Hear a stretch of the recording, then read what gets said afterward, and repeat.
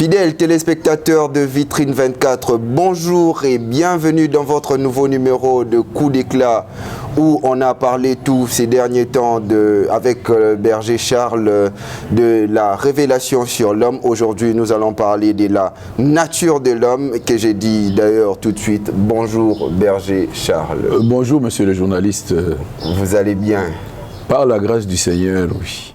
Dès l'entame de jeu, j'espère que vous suivez les informations, notamment sur ce qui se passe à l'est du pays actuellement avec les affrontements. Est-ce que vous avez un commentaire à faire là-dessus? Oui, comme tout patriote, je crois que c'est avec beaucoup d'attention que personnellement nous suivons aussi les informations, du moins les informations constructives et qui nous édifie. Et pour notre part, on nous a appelés, ou bien nous sommes appelés à remplir sa tâche pour un chacun selon les différents fronts qu'il faut pour voir l'ombre des jours meilleurs. Et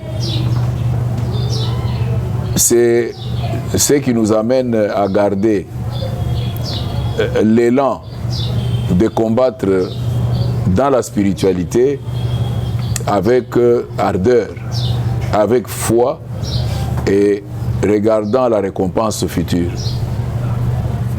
En tout cas, vraiment, je pense que ça édifie beaucoup les peuples congolais qui nous suivent. Aujourd'hui, nous allons parler de la nature de l'homme avec vous. En fait, en gros d'abord, qu'est-ce que vous pensez de la nature de l'homme? Oui, c'est là la notion fondamentale sur l'origine, sur la relation de l'homme avec cette nature qui lui a été confiée. Et ce que nous comprenons par là, ou ce que nous avons à comprendre par là, c'est que c'est d'abord l'œuvre parfaite, perfectible de son Créateur qui est notre Dieu. Et comme chrétien, comme spirituel, l'homme est le produit de la création et il n'est pas le produit de l'évolution. Et à cet effet, rentrant dans la création de l'homme, dans sa nature originelle, le Créateur a créé l'homme que l'on voit avec nos yeux, mais qui a sa ressemblance et son image. Et l'homme qui a son image et sa ressemblance, ou son image et sa ressemblance, il est créé dans la condition d'un humain.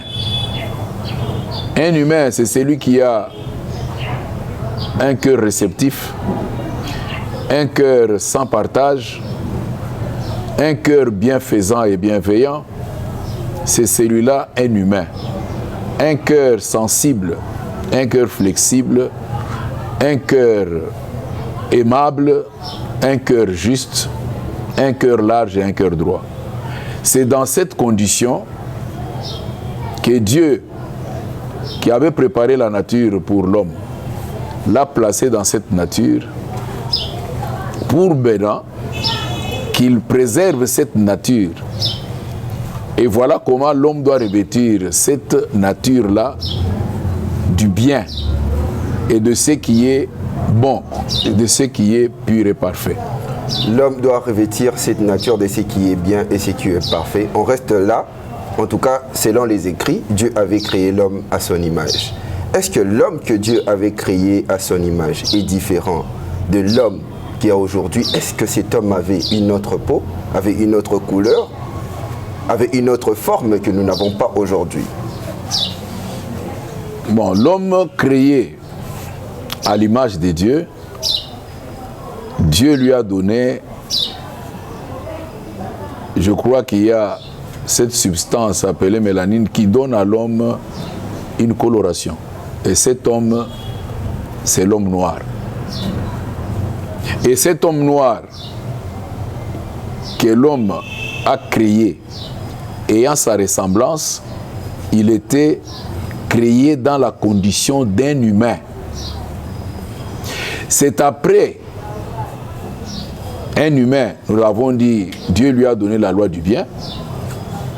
Dans la loi du bien, pour préserver la relation avec la ressemblance et l'image de Dieu. Et quand l'homme a désobéi à la loi sous forme de l'ordre lui donné par Dieu, qui devait préserver sa nature selon la ressemblance et l'image de Dieu, l'homme humain s'est vu privé de la gloire de Dieu et il y a eu séparation d'avec les conditions dans lesquelles Dieu l'avait placé dans l'objectif d'y vivre en étant béni, heureux et épanoui. Et l'homme, après avoir quitté la présence de Dieu, privé de la gloire de Dieu, je vais dire, cet homme a quitté la condition d'un humain pour revêtir maintenant la condition d'un vivant. Un homme dans la condition de l'humain et un homme dans la condition du vivant. Essayez un peu de nous éclairer. L'homme à la condition d'humain et l'homme à la condition de vivant. Du vivant.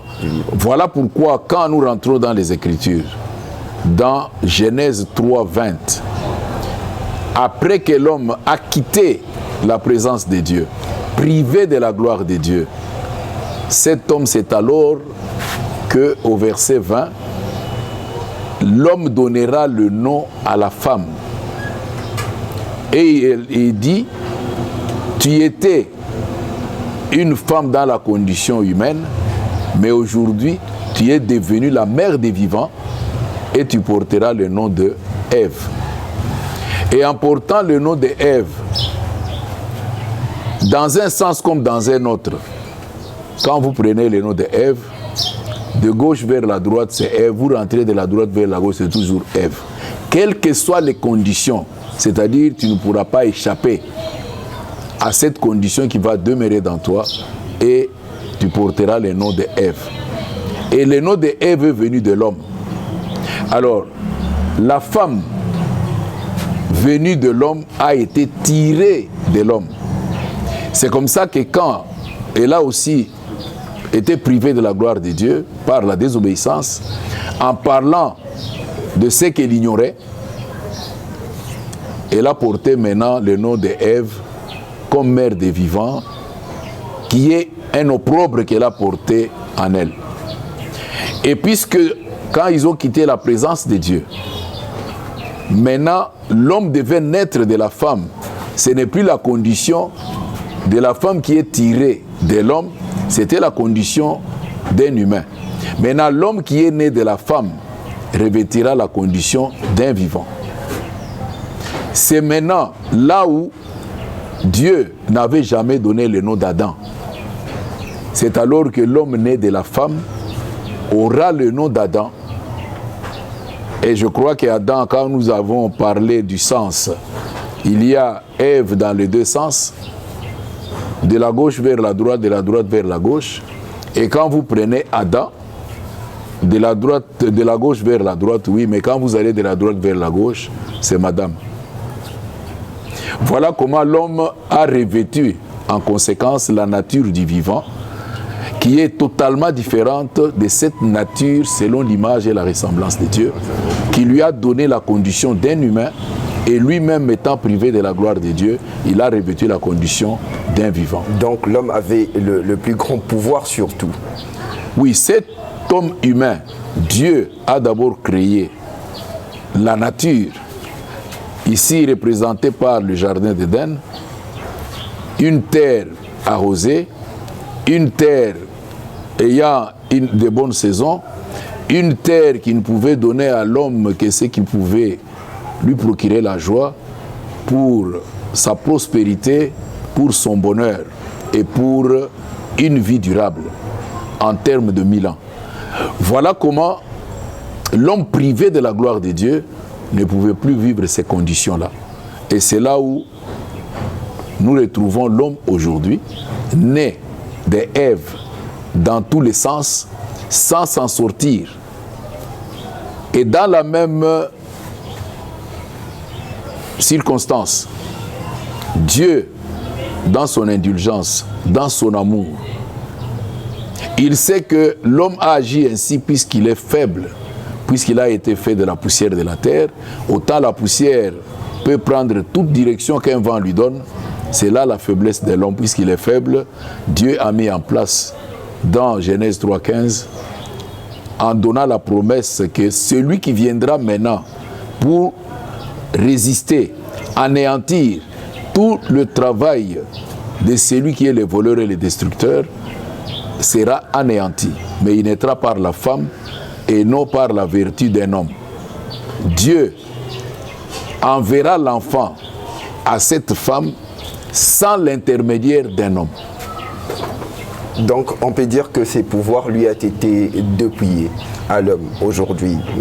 Oui, mais l'ennemi du bien, c'est lui qui veut le mal. C'est lui le méchant. Et puisqu'il est l'ennemi du bien, lui aussi vient avec son plan, au lieu du contraire au plan de la vie, contraire au plan de la construction, pour déformer, pour désinformer, afin que l'homme privé de la gloire de Dieu soit incapable de rentrer dans ces conditions. Et pour cela, il a fallu qu'il envoie sa ressemblance, qui est née d'une femme, selon les mystères de la vie. Dieu a pris sa parole. Il a fait que cette parole prenne corps dans une personne appelée femme. Et en recevant cette parole, la vie a pris corps en elle. Pour donner l'image, la Bible nous dit, cette femme était couverte de l'ombre du Très-Haut et cet enfant était enfanté. Voilà comment le Christ, Jésus le Christ, il est né dans la condition d'un humain pour venir délivrer celui qui était dans la condition du vivant, afin de les ramener à Dieu, afin de les ramener dans les conditions de son origine. Donc là, on parle de la relation entre l'homme et Dieu, d'ailleurs qui a toujours été décrite par la nature comme une sorte de symbiose. Vous, à la lumière de la parole, comment vous pouvez décrire cela? Oui, d'abord pour revenir un peu en arrière, il y a le problème de la puissance et du pouvoir. Et l'homme humain, Dieu lui a donné le souffle de vie et qu'on appelle esprit qui a animé le corps, et dans son être, il lui a donné l'être appelé Seigneur. C'est dans l'être appelé Seigneur que Dieu a mis son intelligence selon la sagesse et selon la science. Et comme l'ennemi, le destructeur, était au courant, connaissait, comme toute sentinelle, quand il y a le Créateur qui est à l'œuvre, il voyait. Mais croyant qu'il serait l'héritier de la chose créée, et Dieu lui avait jamais dit que toi, l'archange protecteur, c'est toi mon fils. Et quand Dieu maintenant a créé l'humain pour bien distinguer les choses, la première des choses qui a hanté, c'est lui qui était le chérubin protecteur, c'est la jalousie. C'est comme ça que vous verrez que l'homme vivant, tout le mal qu'il y a une origine, la jalousie. C'est-à-dire, la personne réclame aux autres ce qui ne lui est pas dû. C'est par jalousie. Or, la jalousie qui est propre, c'est de réclamer à quelqu'un ce que tu lui as donné. Mais lui n'a rien donné, et sa jalousie amène à la méchanceté, à la haine, pour détruire maintenant cette nature humaine de l'homme. C'est ainsi que Dieu, pour revenir un peu en arrière, il a donné ce pouvoir à l'humain. Et ce pouvoir, c'est les trois pouvoirs. Par l'Esprit du Seigneur, le pouvoir spirituel scientifique et le pouvoir de se gouverner. Après ce pouvoir-là, maintenant, il y a des dons que Dieu a fait à chaque homme. Et ces dons-là, c'est les titres de propriété. S'appartenir soi-même en mettant sa volonté en pratique. Et le droit d'aînesse, la première bénédiction que Dieu a donnée à tout homme, dans son livre de vie, et selon Psaume 139, 6, Dieu a écrit le jour qui sont destinés à chaque personne, même à chaque terre, à chaque portion de terre, avant que aucune de ces journées ne commence. Et l'ennemi a aussi dans son organisation le Dieu du destin, qui sait lire le destin des gens. Je vais revenir où vous avez parlé de la naissance. Donc le souffle de vie est un pouvoir. Oui, pouvoir qui anime le corps. Vous pouvez décrire cela un tout petit peu? Parler du pouvoir, c'est une force qui anime le corps. Comment décrire cela? Mais la parole de Dieu nous le dit clairement, que Dieu a d'abord fait le vase de terre, et après avoir fait le vase de terre par la poussière de la terre, il a mis son souffle. C'est pourquoi l'esprit vient par le vent, pour donner la vie. C'est-à-dire que le corps inerte et le mouvement soient animés. Voilà comment l'homme a reçu cette vie par le souffle de vie et est devenu une âme vivante. Et sur cet esprit de vie, ou dans cet esprit de vie, Dieu a mis l'être appelé Seigneur. C'est lui qui vient dans l'homme pour donner le pouvoir à cet homme de gérer la terre, de la cultiver et de la garder. Et quand il a été privé de la gloire de Dieu, on lui a volé ce pouvoir. Après lui avoir volé ce pouvoir, on lui a volé les dons que Dieu lui a donnés. Et cet homme-là, dans la condition du vivant, est celui que l'on voit aujourd'hui en tant que tel. Donc, on va dire que le souffle de vie et la présence de Dieu dans l'homme. La présence de la vie dans l'homme. De la vie dans l'homme. De Dieu. Et la présence de Dieu dans l'homme, c'est par le Seigneur. C'est par lui. La condition qu'il revêt est une condition d'un désobéissant. Puisque Dieu est un Dieu de l'unité, Dieu est un Dieu de paix, Dieu est un Dieu d'amour, Dieu est un Dieu de la justice. Et qu'est-ce qui peut susciter la division? C'est quand il y a la jalousie, l'intérêt personnel, le manque d'amour, les injustices, qu'il y a un éclatement de l'unité, où il y a la séparation, où il y a les uns d'un côté, de l'autre côté. Mais pour les seigneurs, cela amène l'homme à discerner, quand vous êtes devant cette division, celui qui est du côté positif, celui qui est du côté négatif, c'est pour arriver à discerner, pour connaître qui est injuste et qui est juste, qui est fidèle, qui est infidèle, et pour que celui qui est fidèle persévère dans sa fidélité et que celui qui est infidèle trouve en celui qui est fidèle un modèle à suivre. Il n'y a pas quelque part dans la parole où on nous prévient comment résoudre ces problèmes de division dans l'avenir? Mais la seule voie, c'est la voie de la spiritualité. Puisque Dieu avait promis que malgré la séparation d'avec l'homme, malgré que l'ennemi du bien a suscité cette séparation de l'homme avec son Dieu, mais Dieu avait prévu un plan de la rédemption.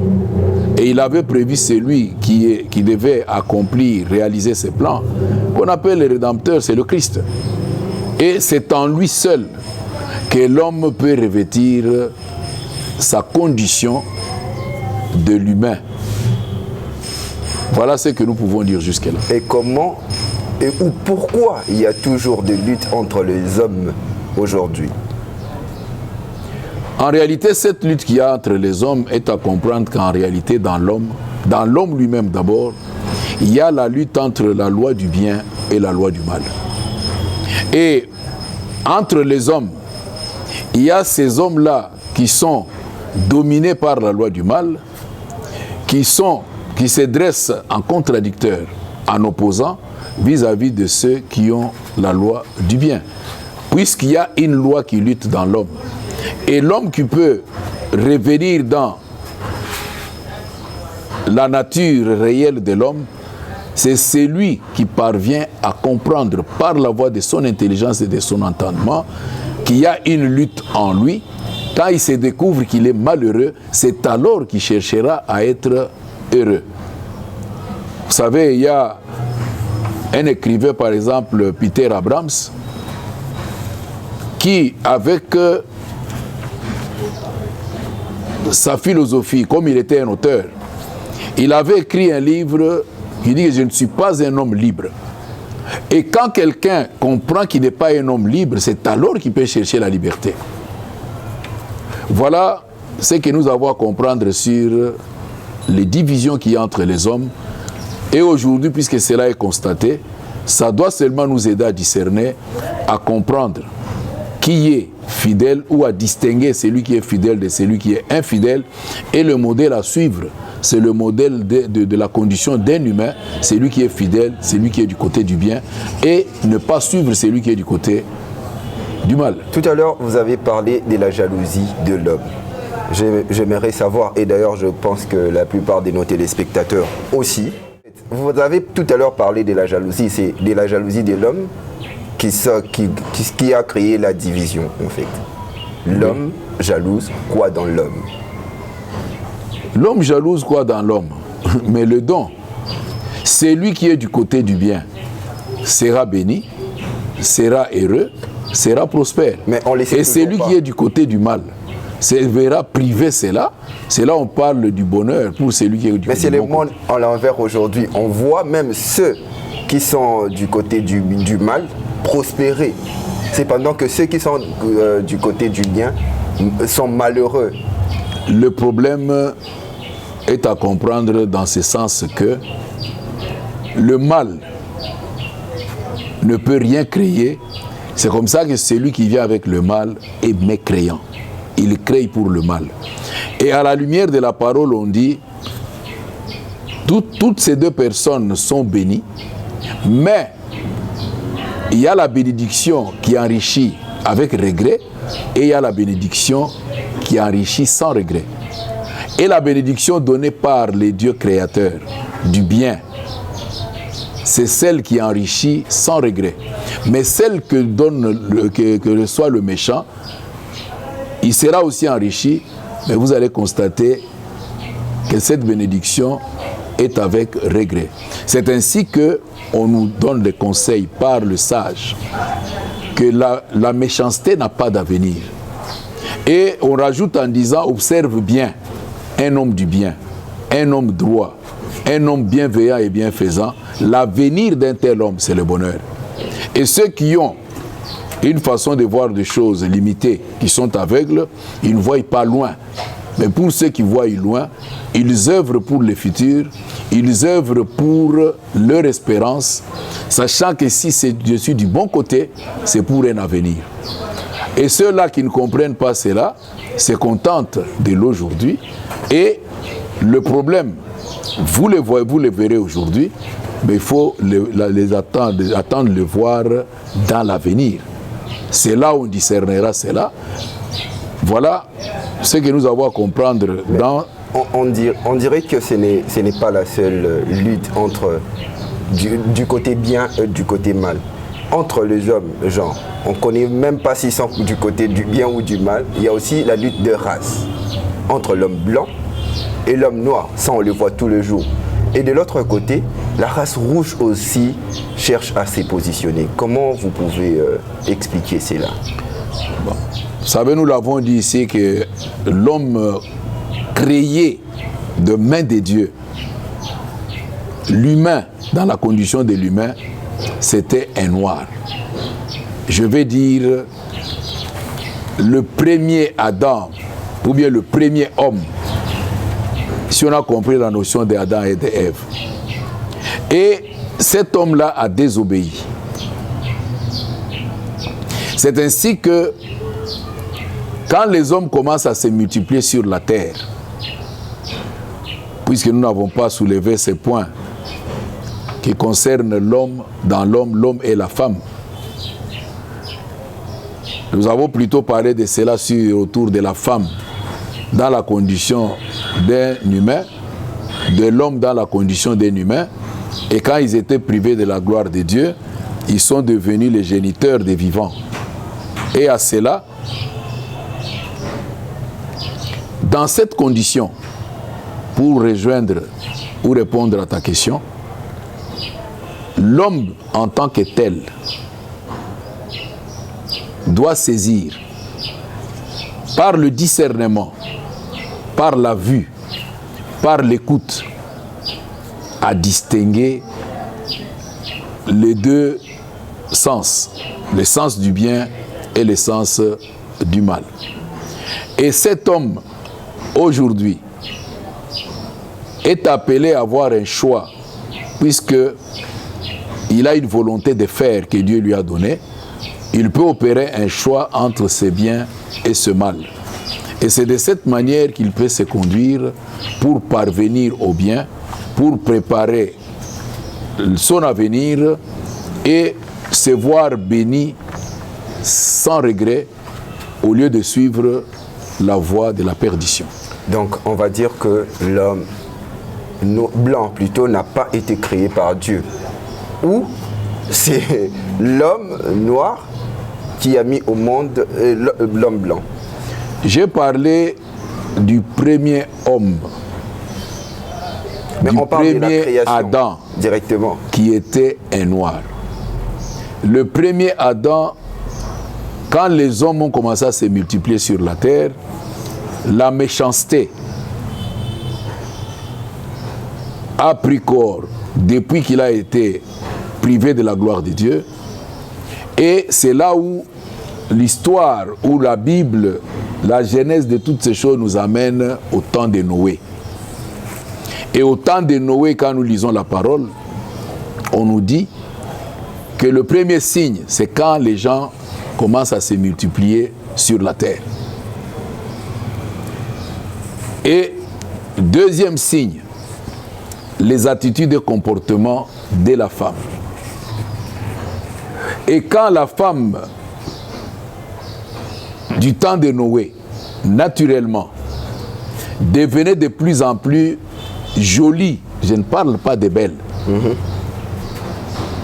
les esprits mauvais, les esprits du mal, ont trouvé que ces femmes étaient favorables. Ils leur ont offert leur corps en les suyant. C'est comme ça que ces esprits qu'on appelle les fils de Dieu, mécréants, sont venus posséder ces femmes. Et la conséquence, c'était que l'esprit qui a habité la femme, c'est d'abord dans ses organes de procréation. Et quand il y a Dieu qui dirige un enfant vers la mère par l'homme qui est né de femme, ces esprits sont déjà dans cette femme, et l'enfant qui va naître sous l'influence, la présence de ces esprits, cet enfant-là, on a dit, le géant de l'Antiquité, ceux-là qui étaient des hommes aux tailles impressionnantes à la vue de l'homme, ceux-là qui piétinaient tout et des méchants sur la terre. Mais quelque part dans la même parole, on dit les êtres célèbres. C'est là où la parole qui dit que du temps de Noé,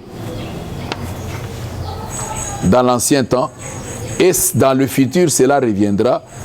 Et aujourd'hui, les effets qui se produisent dans cet homme, qui garde la nature du mal, c'est par la femme qui met au monde cet homme méchant, et c'est privé aussi à la femme de mettre au monde les êtres célèbres. Dans la femme, vous avez dit, on a mis l'homme. Est-ce que ces genres d'humains existent jusqu'aujourd'hui? D'ailleurs, d'abord, j'aimerais que l'on revienne un tout petit peu en arrière où vous avez dit que la femme devenait un peu jolie. Parce qu'aujourd'hui, il y a une confusion, il y a une très grande confusion entre belle et jolie. Est-ce que vous pouvez nous éclaircir un tout petit peu? Parce que Aujourd'hui, la jolie femme, c'est elle qui utilise les artifices, les parures. Elle s'est fait jolie. Pour quelle raison? Qui l'influence à se faire jolie? Ce sont ces mêmes esprits du mécréant. Pour plaire à qui? Pour devenir... je respecte beaucoup les femmes. Un objet, c'est pas comme un objet d'art, hein, qu'il faut regarder pour donner la joie à ses yeux, pardon, pour arriver à être attiré par elles. C'est ces femmes-là qui se font jolies. Et aujourd'hui, comme les hommes commencent à se multiplier, la même femme du temps de l'Antiquité, du temps de Noé, qui était jolie, favorable à recevoir les esprits mauvais, les esprits du mécréant, cela revient aujourd'hui sous une autre forme de parure, par tout ce que nous voyons dans les artifices chez la femme. Elle veut se faire jolie, mais la conséquence, c'est pour transgresser les 3 lois qui dirigent, qui procréent la bonne vie dans la femme. Donc cette race de méchants continue à s'y procréer jusqu'aujourd'hui par les femmes, à travers les femmes qui se font... Mais c'est la femme qui est depuis le temps d'Adam, qui est la mère des vivants. Et elle s'est fait jolie aujourd'hui quand les gens se multiplient sur la terre. Il y a une crise, les autres parlent de leadership. Et on parle des entrailles. C'est comme ça que Jésus est dans la condition d'un humain. On lui a dit, heureux les saints qui t'ont allaité. Voilà les êtres célèbres. Aujourd'hui, peut-on dire pour un vivant, avec la méchanceté qu'il y a, que heureux sont les saints qui l'ont allaité pour la méchanceté? Non. Et voilà comment la femme, elle est servante de Dieu au plan de la procréation. Voilà pourquoi elle est au service de Dieu dans le plan de la procréation. On peut arriver à la limite, comprendre que la femme est dans la condition d'un Dieu procréateur pour ne pas l'amener à être au niveau égal avec Dieu. Et c'est qui Dieu est créateur, la femme a la condition du Dieu procréatrice. Alors, c'est une notion complexe pour dire que la femme est aussi Dieu. Ça devient compliqué, mais c'est parce qu'elle est au service de Dieu.